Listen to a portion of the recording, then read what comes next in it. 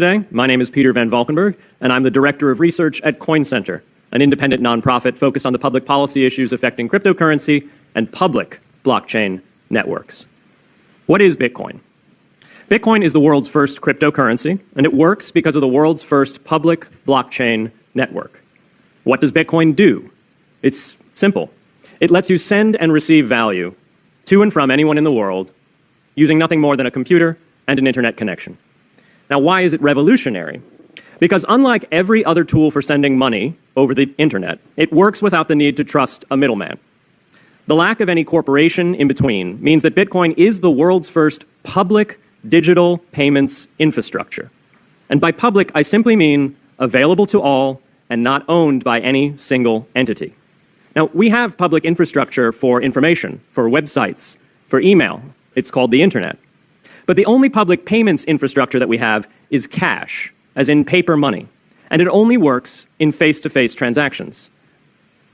Before Bitcoin, if you wanted to pay someone remotely over the phone or the internet, then you could not use public infrastructure. You would rely on a private bank to open their books and add a ledger entry that debits you and credits the person you're paying. And if you both don't use the same bank, well, then there'll be multiple banks and multiple ledger entries in between. With Bitcoin, the ledger is the public blockchain, and anyone can add an entry to that ledger, transferring their Bitcoins to someone else. And anyone, regardless of their nationality, race, religion, gender, sex, or creditworthiness, can for absolutely no cost create a Bitcoin address in order to receive payments digitally. Bitcoin is the world's first globally accessible public money. Is it perfect? No. Neither was email when it was invented in 1972. Bitcoin's not the best money on every margin. It's not yet accepted everywhere. It's not used often to quote prices, and it's not always a stable store of value. But it is working, and the mere fact that it works without trusted intermediaries is amazing. It's a computer science breakthrough, and it will be as significant for freedom, prosperity, and human flourishing as the birth of the internet. And Bitcoin is just the beginning. If we can replace private payments infrastructure, then we can replace other private choke points to human interaction as well. Now, why should we want to build more public infrastructure? Why should we embrace blockchains over corporate intermediaries? Why should we tolerate their inefficiencies and work to make them better? Why should we want the pioneers of this technology here in the United States and not fleeing overseas? A simple reason. Because the corporate intermediaries providing today's critical but privately owned infrastructure are becoming fewer, larger, and more powerful, and their failures are increasingly grave.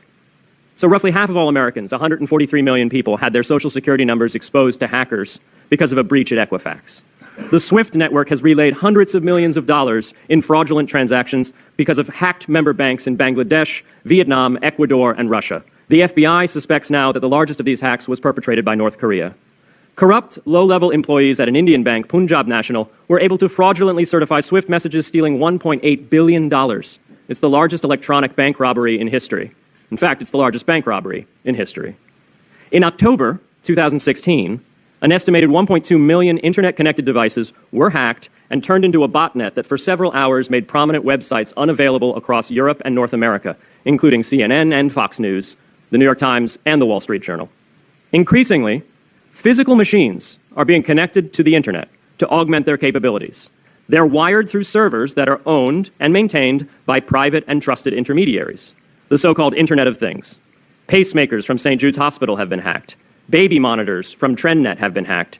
And Jeeps from Jeep have been hacked to the point where they can be remotely commandeered and driven off the road.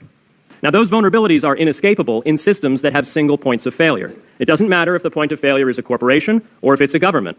There shouldn't be a single point of failure. Similar choke points existed before the internet. If you wanted to deliver a message, you'd have to go through one of 3 television broadcasters or a handful of newspapers. Private corporations are essential, but no critical infrastructure should rely on 1 or 2. The internet removed single points of failure in communications infrastructure and ushered in a wave of competition among new media corporations building on top of its public rails. Blockchains can similarly disintermediate critical payments and IoT infrastructure. The technology is not yet ready to answer all of those questions today, but it is our best hope. And as with the internet in the 1990s, we need a light-touch, pro-innovation policy to ensure that these innovations flourish in America for the benefit and security of all Americans. Mr. Goodman? What makes you think you're qualified for this job? Oh! Oh! Stop punching me! Stop punching Please, me. no, no! Oh! Don't throw me! Not that Don't touch me! Give me my hands! Don't throw me out!